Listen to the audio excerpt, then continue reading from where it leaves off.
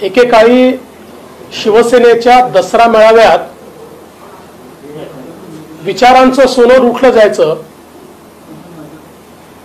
पण काल आम्ही त्या ठिकाणी केवळ गरव ओकताना सन्माननीय मुख्यमंत्र्यांना बघितलं. खरं म्हणजे सत्तेमध्ये असल्यामुळे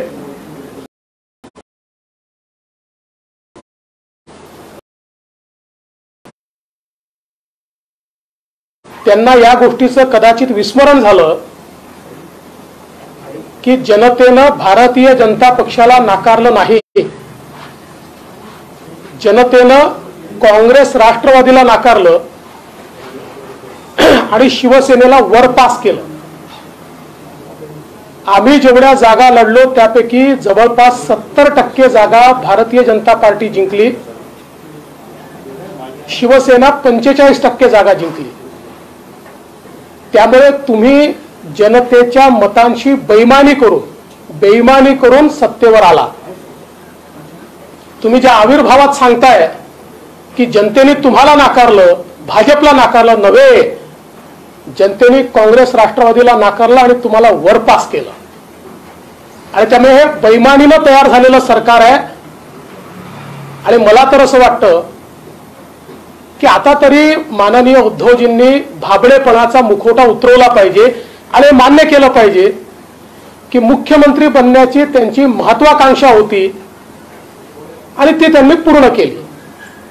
राजकारणात महत्वाकांक्षा असणं हे चुकीचं नाही आहे, पण ती लपवून त्याच्या पाठीमागे तत्वज्ञान उभं करणं हे मात्र चुकीचं आहे.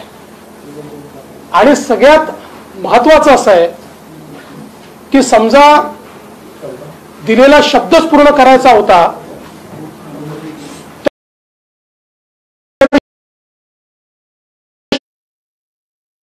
शिवसैनिकाला मुख्यमंत्री करता आलं असतं. दिवाकर रावते साहेब होते, सुभाष देसाई साहेब होते, एकनाथ शिंदेजी होते.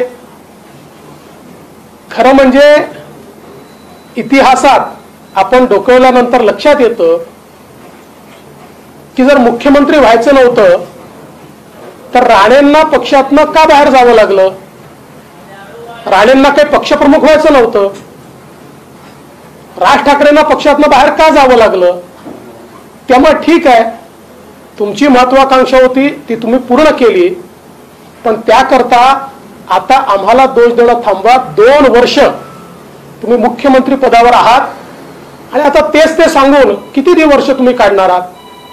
खरं म्हणजे आपण जर या ठिकाणी बघितलं तर मुख्यमंत्री असं म्हणाले की आम्हाला महाराष्ट्राचा बंगाल करायचा आहे.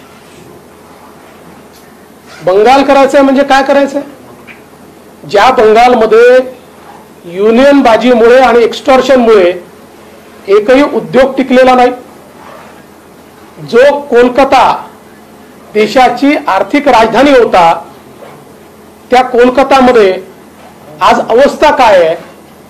आणि तुम्हाला बंगाल करायचा आहे म्हणजे तुमच्या विरोधात जो बोलेल त्याचे हातपाय छाटून, त्याचं मुंडकं छाटून त्याला फासावर लटकवायचं आहे, अशा प्रकारचा महाराष्ट्र तुम्ही घडवणार आहात का? भारतीय जनता पार्टी स्पष्टपणे या ठिकाणी आम्ही सांगू इच्छितो, जोपर्यंत आमच्यात रक्ताचा एकही थेंब आहे आम्ही महाराष्ट्राचा बंगाल होऊ देणार नाही. महाराष्ट्र महाराष्ट्रच राहील. काय वाटेल ते आणि कोणाचे काही मनसुबे असले तरी ते मनसुबे उधळून लावू, पण महाराष्ट्राचा बंगाल हा आम्ही या ठिकाणी कुठल्याही हालतीत होऊ देणार नाही. काल माननीय मुख्यमंत्र्यांनी संघ राज्य व्यवस्थेवरच प्रश्नचिन्ह उभं केलं आणि व्यवस्था बदलली पाहिजे. म्हणजे काय? भारतरत्न डॉक्टर बाबासाहेब आंबेडकरांचं संविधान बदलण्याचे मनसुबेच काल त्यांनी बोलून दाखवले. काहीही झालं तरी भारतरत्न डॉक्टर बाबासाहेब आंबेडकरांचं संविधान हे बदललं जाणार नाही, ते कोणी बदलू शकणार नाही. त्यामुळे हे संविधान बदलण्याचे जे मनसुबे आणि हा जो छुपा अजेंडा काही कम्युनिस्ट लोकांना सोबत घेऊन या ठिकाणी आणि तशाच डाव्या विचाराच्या काही पक्षांना सोबत घेऊन हा जो काही मनसुबा तुम्ही रचताय तो मनसुबा आम्ही कधीच पूर्ण होऊ देणार नाही, हे देखील त्यांनी लक्षात घेतलं पाहिजे. ईडी आणि सीबीआय या संदर्भात ते बोलले. ईडी सीबीआय का येते आहे? ती आम्ही नाही आणली, ती उच्च न्यायालयाने त्या ठिकाणी आणली. आणि याचं कारण काय आहे तर माननीय उद्धवजी, ज्या सरकारचं नेतृत्व तुम्ही करता आहात ते महाराष्ट्राच्या इतिहासातलं सगळ्यात भ्रष्ट सरकार आहे. आणि तुम्ही हे लक्षात ठेवा की इतिहासामध्ये याची नोंद होईल की हे महाराष्ट्राच्या इतिहासातलं सगळ्यात भ्रष्ट सरकार आहे. या सरकारचा एकच अजेंडा आहे, तो म्हणजे एक्स्टॉर्शन. शेतकऱ्याला मदत करायची तर या सरकारजवळ पैसे नसतात, बांधावर जाऊन आश्वासनं द्यायची आणि त्यानंतर सपशेल पाठ दाखवायची.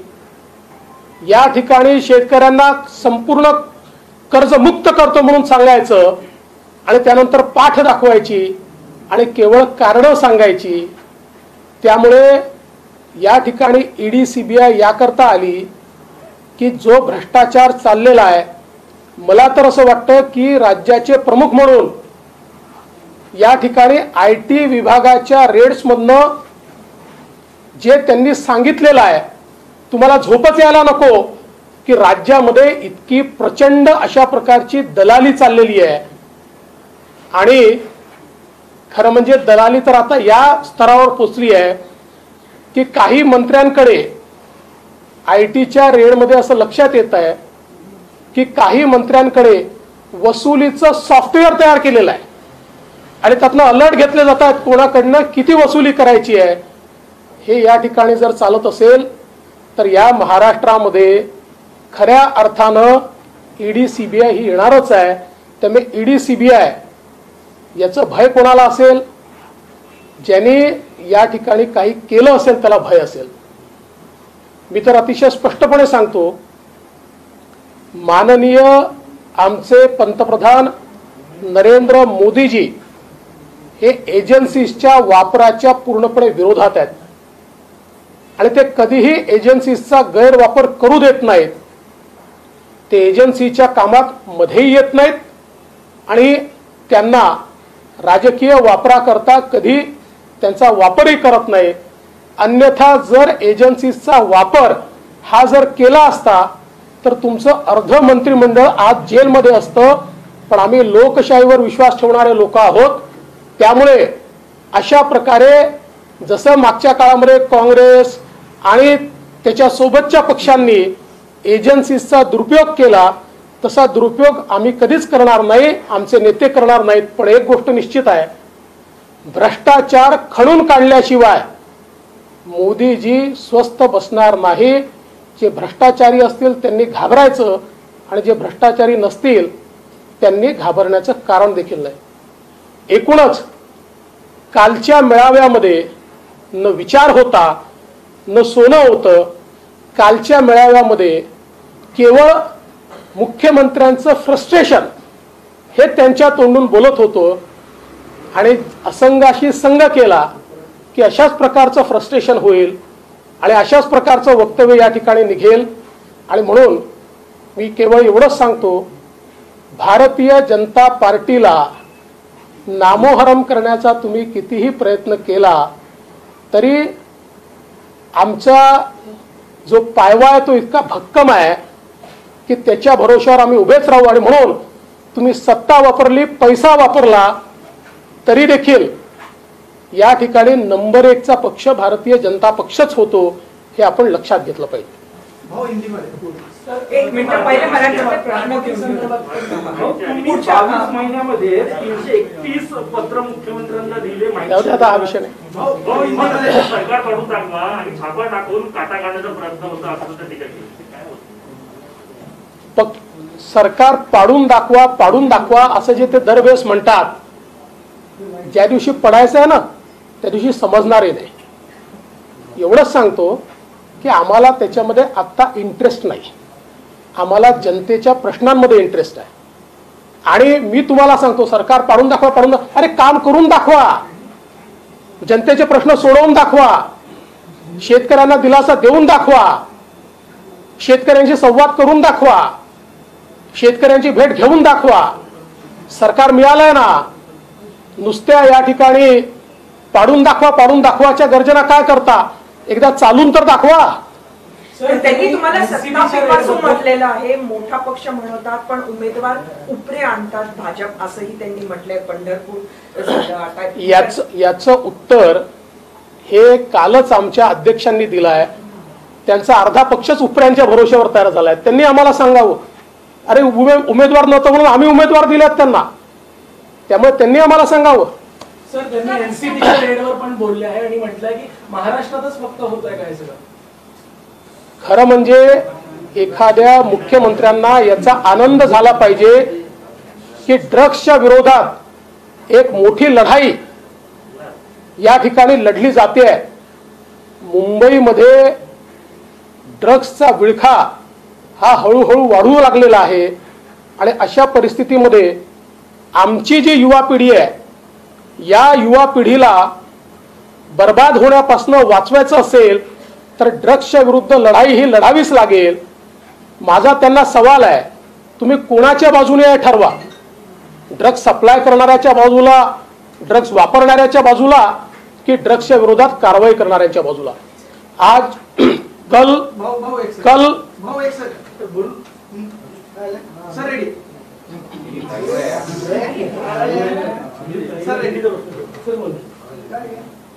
कल जिस प्रकार से शिवसेना ने दशहरे के आयोजन में मुख्यमंत्री उद्धव ठाकरे जी ने केवल और केवल कीचड़ उछालने की कोशिश की है, इससे उनका फ्रस्ट्रेशन ये बिल्कुल नजर आता है. मैं उनको याद दिलाना चाहता हूं, अगर वो भूल गए तो जनता ने भारतीय जनता पार्टी को नहीं नकारा, जनता ने कांग्रेस एनसीपी को नकारा और शिवसेना को केवल पासिंग मार्क्स दिए. भारतीय जनता पार्टी अपनी जितनी सीटें हैं उनमें से तकरीबन 70% सीटों पर विजयी हुई, शिवसेना मात्र 45% सीटों पर विजयी हुई और बाकी पार्टियां ये फेल हुई. लेकिन जनता के साथ बेईमानी करके आपने ये सरकार तैयार की और इसलिए ये सरकार बेईमानी से तैयार हुई सरकार है. और मैं उनको सवाल पूछना चाहता हूं, अब 2 साल हो गए, आप कितने दिन ये कहते रहोगे कि मैं तो मुख्यमंत्री बनना नहीं चाहता था. अब मुखौटा उतार दीजिए और मान्य कर लीजिए, आपकी महत्वाकांक्षा मुख्यमंत्री बनने की थी, वो आपने पूरी की. राजनीति में महत्वाकांक्षा पूरा करना कोई बुरी बात नहीं होती, लेकिन उसके पीछे झूठा तत्वज्ञान खड़ा करना ये बात गलत होती है. अगर आप मुख्यमंत्री नहीं बनना चाहते थे और आप शिवसैनिक को मुख्यमंत्री बनाना चाहते थे तो आपके पास रावते जी थे, देसाई जी थे, शिंदे जी थे, आपने उनको क्यों नहीं बनाया. अगर आप मुख्यमंत्री नहीं बनना चाहते थे तो राणे जी को पार्टी से बाहर क्यों जाना पड़ा. राणे जी तो पार्टी के ऊपर कोई कब्जा नहीं मांगते थे, वो तो मुख्यमंत्री पद मांगते थे. राज ठाकरे को क्यों बाहर जाना पड़ा. इसलिए मुझे ये लगता है कि ये सारी बातें अब बोलना बंद कर देना चाहिए. आज जिस प्रकार से उनका वक्तव्य सामने आया कि महाराष्ट्र को वो बंगाल बनाना चाहते, मतलब क्या करना चाहते, अब महाराष्ट्र में राजनीतिक हत्याएं करना चाहते, अब सरकार के खिलाफ बोलने वालों को सूली पर लटकाना चाहते, उनके हाथ पैर तोड़ना चाहते. जब तक भारतीय जनता पार्टी जिंदा है तब तक चाहे जो हो जाए महाराष्ट्र को बंगाल नहीं बनने देंगे. महाराष्ट्र महाराष्ट्र रहेगा और इसको कोई भी बंगाल नहीं बना पाएगा. जिस प्रकार से उन्होंने संघ राज्य व्यवस्था के ऊपर बात कही, बिल्कुल साफ नजर आ रहा था कि डॉक्टर बाबा साहेब आंबेडकर जी के संविधान को बदलने का मानस उनके माध्यम से झलक रहा था. और ये संविधान कोई बदल नहीं सकता और हम उनको बदलने भी नहीं देंगे, ये चेतावनी मैं उनको देता हूं। ईडी और सीबीआई की बात उन्होंने कही है, ईडी और सीबीआई इसलिए आई क्योंकि आपके लोगों ने चोरी की, भ्रष्टाचार किया, जनता को लूटा, और ये देश के न्यायालय ने लाई हुई है। ये सीबीआई की इंक्वायरी सरकार ने नहीं की, ये देश के न्यायालय ने की हुई इंक्वायरी है।